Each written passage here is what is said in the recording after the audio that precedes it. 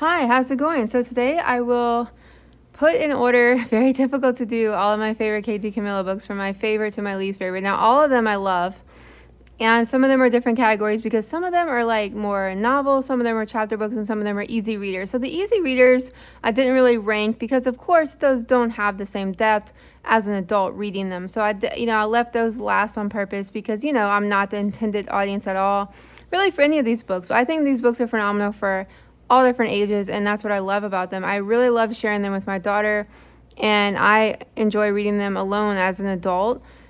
And I think that's the brilliant part about authors who are true artists, like DiCamillo. She can write in a universal way that so many different ages can love and appreciate. So I have 16 books total by DiCamillo. And I'm gonna quickly go over. I'm not going to do big book review or anything like that. A lot of these I haven't read in years, but I still was able to put them in order. So I'm going to start with the very first one. I'm also going to link all of these, like I normally do in all my videos for you guys, on Amazon. It's just easier for me. But most of them came from Amazon, or I bought them used at just local used bookstores and things like that. Okay, so this is my number one. This is actually one of my top 10 books of all time, even adult fiction novels. This is The Tale of Despero, and it won a Newbery Award. It's illustrated by Timothy Basil Earing, E-R-I-N-G. I'm not sure I pronounced the name, but okay. So this one is just beautiful, beautiful, beautiful. The story, I noticed there's a theme in DiCamillo's work of light and dark. She really focuses a lot on the juxtaposition, the contrast between light and dark, both literally and also philosophically. And a lot of her books deal with human emotion and feeling big feelings, hope, fear, love, forgiveness, guilt, redemption, revenge, sadness, very, very humanistic themes. And I love how she addresses you directly as a reader. It reminded me immediately of Jane Eyre, Charlotte Bronte, saying, "Reader, so the world is dark and light and is precious. Come closer, dear reader. You must trust me. I am telling you a story." I love that. It makes you feel right away kind of warm, you're in it with her. It feels so inviting, and her writing is so rich. Another thing that DiCamillo is a theme in her work are vocabulary words. And, since these books are written for young readers, she definitely emphasizes vocabulary words a lot. The vocabulary is very rich. So this book has illustrations. Now, to tell you guys, so basically it's about a little mouse, and, he's really into this princess. And again, it also involves a rat and the mouse's family, and this servant girl who you end up I don't want to give too much away, but this servant girl Migri So, who wants to be a princess. So it deals a lot with it deals with forgiveness and love and the themes of light and dark and hope. So basically, I also like the end of this chapter. It says, "Reader, you must know that an interesting fate, sometimes involving rats, sometimes not, awaits almost everyone, mouse or man, who does not conform." I recommend, if you want to start with her work, to start here or the next one. Okay, so my second favorite book by DiCamillo is The Miraculous Journey of Edward Tulane. So this one, I'm not sure technically, this one's a little bit more, I think, of middle grade novel. This one's a little bit more chapter book-ish. So this one's a little bit younger, but yet the story is, just beautiful. And the illustrations, look at the illustrations. So this one is illustrated by a different illustrator. I'm probably gonna mess up the name, but this is the name, Bagram, and then Ibatoulline. So this one's illustrated by a different person, but very also, it's a sepia tone. Okay, so this one is about a China rabbit named Edward Tulane. The rabbit was very pleased with himself, and for good reason. He was owned by a girl named Abilene, who treated him with the utmost care and adored him completely. And then one day he was lost. So this one deals with that familiar kind of theme of lost and found, being lost and trying to find your way home. A lot of movies or other novels with that theme, just a lot of them, even Toy Story, one of the, Toy Story-ish obviously, I'm not saying she was influenced by Toy Story, but it's still like that same theme. So it's very interesting. And you're wondering like what's going to happen to Edward. Like, is he going to find his way home? He has all these different characters that he comes across, like people along the way, and so you're kind of rooting for him. And then he also grows like as a character. Like, even though he's a rabbit, of course, he's very humanized, of course, because she's giving him life in her words, and it's just so good. I oh my gosh, like I think just like I don't know what age wouldn't like the story. It's just phenomenal. So there's a lot of beautiful quotes in this book, but I'm just going to read you a snippet of her writing. He says, "How many times Edward wondered would he have to leave without getting the chance to say goodbye. A lone cricket started up a song. Edward listened. Something deep inside him ached. He wished that he could cry." It's just beautiful. She has a way with words, let me tell you. That's my second favorite. Okay, so my third favorite is like a series, and I'm going to tell you a trilogy. I'm going to tell you my favorite in the trilogy, but this is the first one, Raymie Nightingale. The second one is Louisiana's Way Home, and then the third one is Beverly Right Here. So these are definitely middle grade. These are a little bit more, because like the protagonist in the story is three girls who are like middle grade age. It's about three friends, with the same titles with their names. Now this is my favorite by far. I really like this one. This one like reads as a standalone novel. I can't say that the first one or the third one do, because I haven't reread them in a while, but this one definitely I've reread on its own, not just as a trilogy.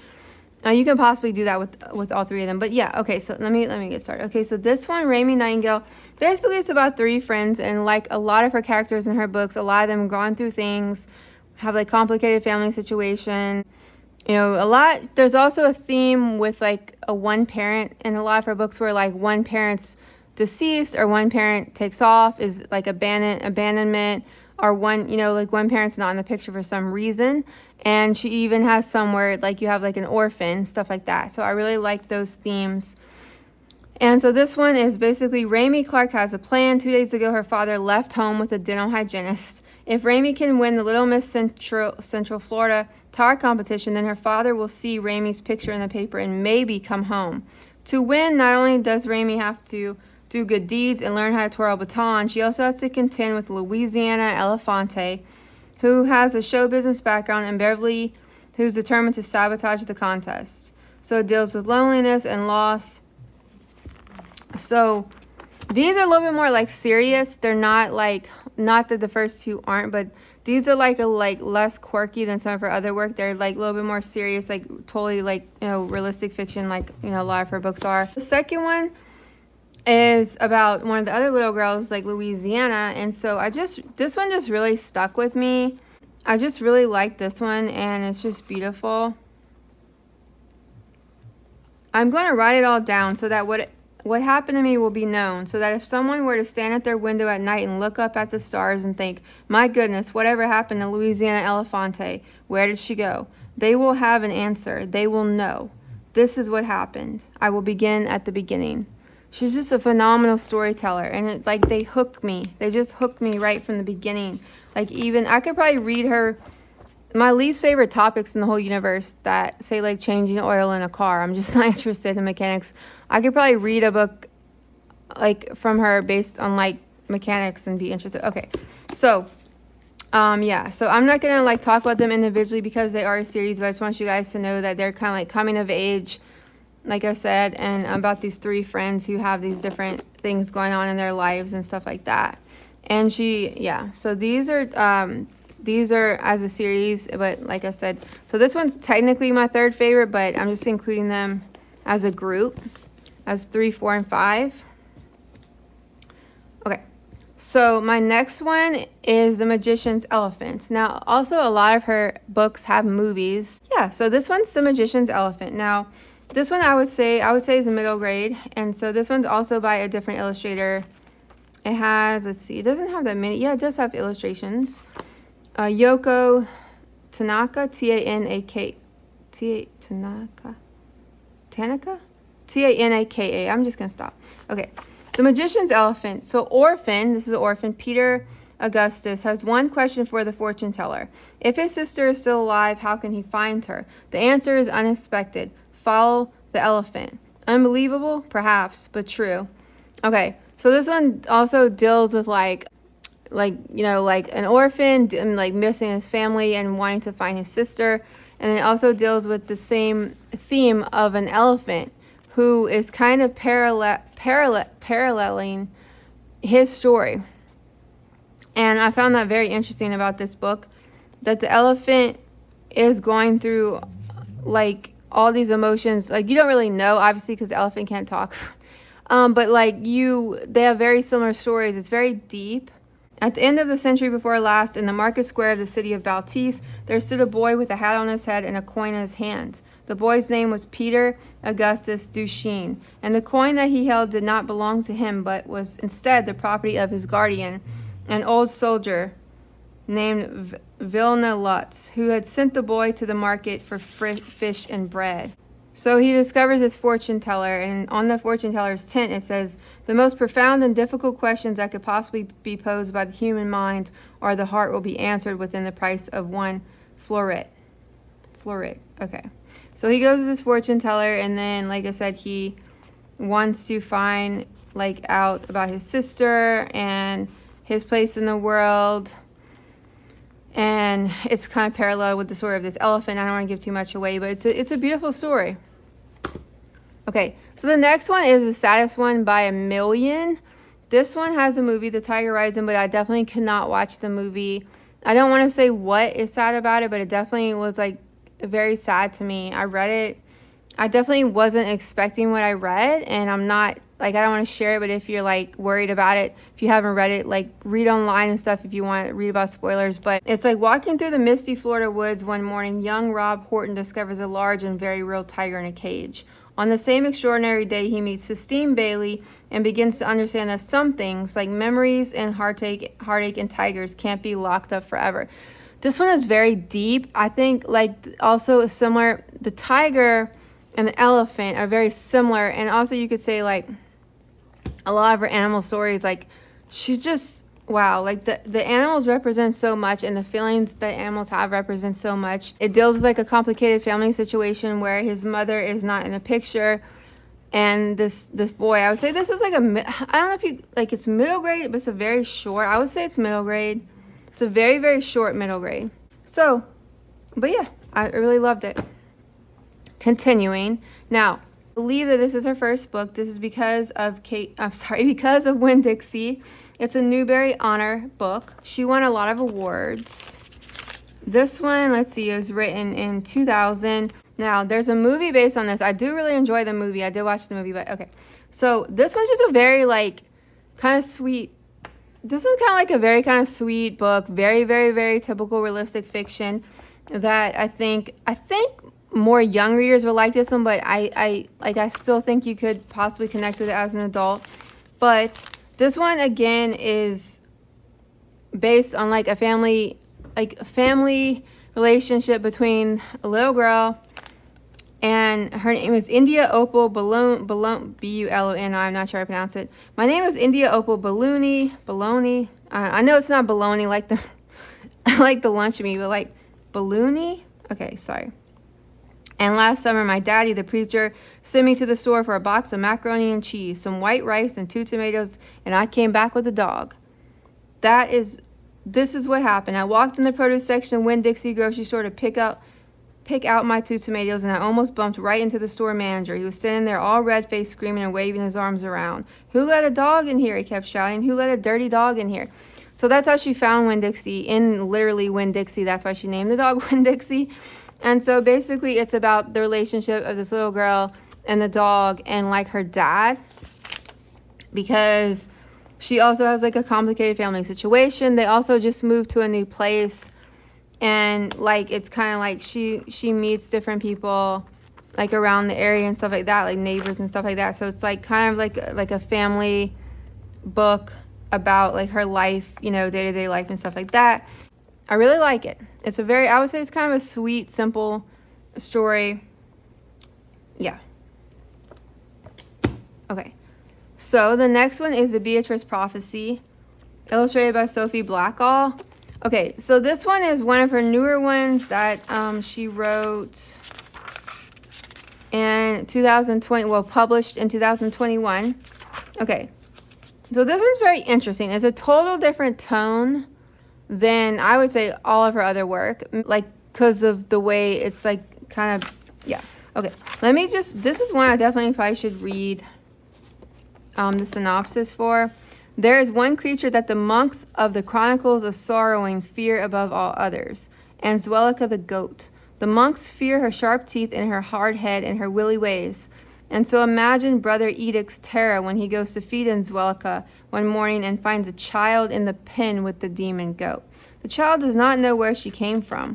She does not know who her people are. She remembers the one thing only, her name, Beatrice. So the king's men, however, know who the child is and they're searching for her. So basically, it's about a little girl who's trying to find her way home because she doesn't really know anything about herself other than her name. So it's kind of like that, like a journey-ish book. And yeah, it is written in the Chronicles of Sorrow that one day there will come a child who will unseat a king. The prophecy states that this child will be a girl. Because of this, the prophecy has long been ignored. Has illustrations. So this one, I didn't necessarily like 100% connect with, I think maybe because the character has her life, I don't know how to explain it. Like, I don't think the character was like quite as troubled as like my normal typical characters that I kind of like am drawn to personally. But like, I think it was a very interesting story. I read it from beginning to end. I pre-ordered it, like just like all of her other work, well, her newer work after I discovered her. It's interesting. And it's more, I think it has the kind of like more of like the fairy tale type vibe to it and elements to it. Yeah, so I had to include it, but yeah. Okay, so the next one in my ranking is another newer one. Well, pretty much the last ones are like most of the newer ones. The Puppets of Spellhorst, a Normandy Tale. Now, I know that she has another book right now that's going to come out later this year. This one is also like, has like fairy tale vibes because you have like puppets who are used, of course, in storytelling. And the puppets are like a group of main characters versus, you know, having one single protagonist, which is kind of my preferred type of novel or chapter book or whatever. I'm not sure if this is like a chapter book or considered middle grade, but you can see it has a lot of illustrations. This one is trapped in a trunk, 5 puppets, a king, a wolf, a girl, a boy, and an owl, bicker, boast, and comfort one another in the dark. Individually, they dream of song and light, again, the theme of light, freedom and flight, purpose and glory, but they all agree that they are part of a larger story, bound to one another by chance and bonded by the heart's mysteries. When at last their shared fate arrives, landing them on the mantle in a blue room in the home of 2 little girls, the truth is more astonishing than any of them could have imagined. Okay, so yeah, this is a series of original fairy tales. So, did I say the illustrator? Julie Morstad? Okay, so this one, I need to reread it. I only read it once. I pre-ordered it, read it, same thing. I read it from front to back. It's that good. That's why her books are almost impossible to rank because they're just all good. They're just all good. Like, I recommend all of these books. Like, they're just all great. I really enjoyed it, though. Okay. So the next one is the last one second to last one that I read. I pre-ordered this one. It's called Ferris by DiCamillo, of course. And this one is, I would say it's like a middle grade novel. This one is more quirky. This one's about a little girl named, everyone calls her Ferris. Her name's Emma. She's going to the 5th grade. She's obsessed with vocabulary words. She has like a quirky family and like a friend. And basically her grandmother thinks there's a ghost that lives in her house. So it's kind of like about like things that go on in like a family, and like it has like a lot of characters, a lot more characters than a lot of her books, her other books. So I liked it. I didn't like, yeah, it's not like a, you know, it's in the order I'm showing you guys, but I really liked it. Like, it really kept my interest. It was really good. All of her work's good, but like it's a little bit more like about the family dynamic, which I'm more about the single protagonist. But Every good story is a love story. That's kind of mentioned a lot in the book. Okay. So the next one is my daughter's favorite, actually. She's 11, but she read this book much younger. And this is Kate DiCamillo, Flora, and Ulysses. So this one also is a Newbery medalist, award winner. Even though it still deals with themes of complicated kind of family relationships, like it's about a little girl named Flora.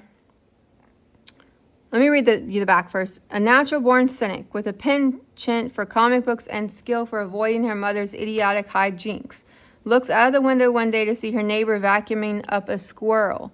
Holy bagumba.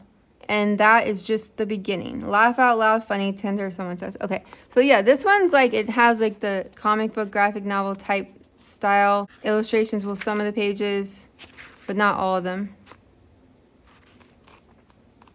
And so basically, this one's also about like a family that's going through some things. Like her parents, I believe they're either separated or they're divorced or they're about to get divorced. And so it's like has like the squirrel in it, like the has like the squirrel in it. So it's like funny. I mean, it is funny. Like I watched the movie too. It really was funny. Like my whole family, we all liked the movie.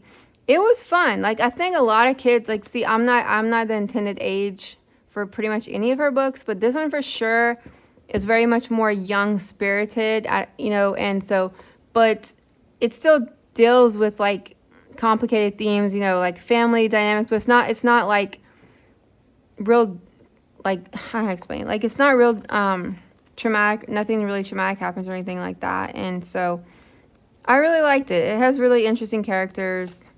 Kate DiCamillo, Oris, and Timble. The Beginning. Illustrated by Carmen Mock. M-O-K? Mock? Okay. So this one's actually like, I don't know if you consider it like early reader, early chapter book, but like you can read it in a very short period of time if you're like, an older reader. Obviously, it's made for very, very, very, very young readers, but I ordered it anyway. And I just like collecting her work, and I really enjoyed it. It's like, because it's so short, because the font is so large, you're basically just being introduced to these two characters, the owl and the rat. And it's kind of like the beginning of their friendship is like what I'm thinking. And so again, it kind of deals with light and dark. She includes those themes a lot about light and dark, and I love that. The marble was no longer glowing. The light was disappearing. Oris could hear the owl struggle to free himself. It was a terrible sound. Help, said the owl quietly, and then there was only silence. The rat looked at the sardine can. Make the good and noble choice. The sardine can gave the rat a stern, commanding look. Make the good and noble choice. So yeah, I think a really, really, really young beginner that's reading early chapter books would really love it. It's really short, of course, and that's her newest book. And of course, it's going to be a series. It says number 1. So, and then the last books, I'm just including them for fun because I am definitely like not. These aren't like obviously these aren't like books I pick up and like read for fun because they're early chapter books. But I collect her work, and so. I also have like 11-year-old, and then I have like I'm expecting a baby right now, so I'm pregnant. So it's like I am collecting like chapter books and stuff like that. So this is a Mercy Watson series. I found these locally at a thrift store. So I didn't read these because I'm actually wanting to save them for like the opportunity to read them first. My future youngest. So I saved them, but I did kind of flip a little bit through this one. This is a Mercy Watson to the Rescue, and here's the second. I believe there's a lot more. But I had never picked these up before because, of course, they're like very, very early. They're, chapter book, very early chapter books with a large font. And they're just like silly and quirky, what you would expect in like a silly, kind of fun, quirky, chapter book or picture book in that type of genre. And it's funny because it's like Mr. Watson and Mrs. Watson have a pig named Mercy. Every night they sing Mercy to sleep.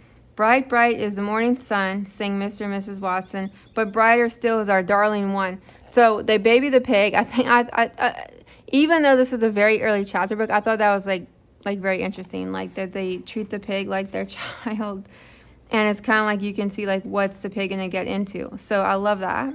It sounds like it's gonna be fun, which is a total different vibe, of course, than the other ones were for older. But yeah, okay, I've talked enough. And so she does have 2 other series, you guys, and she has some picture books too. She has like a series that's like part of this, like a continuation of this series with a different name, another from Mercy Watson. And then she has like another series. I need to check them out from the library soon. Another, like, I think they're both like beginning reader type books, to see if I might be interested to purchase it. But yeah, that's everything, you guys. I hope y'all really enjoyed this video. So hopefully this video you found helpful or interesting. If you're a Kate DiCamillo fan like me, maybe you found something you haven't read, and if you haven't read her yet, please go do so, whether you do it for your young reader or for yourself. So thanks so much. Bye.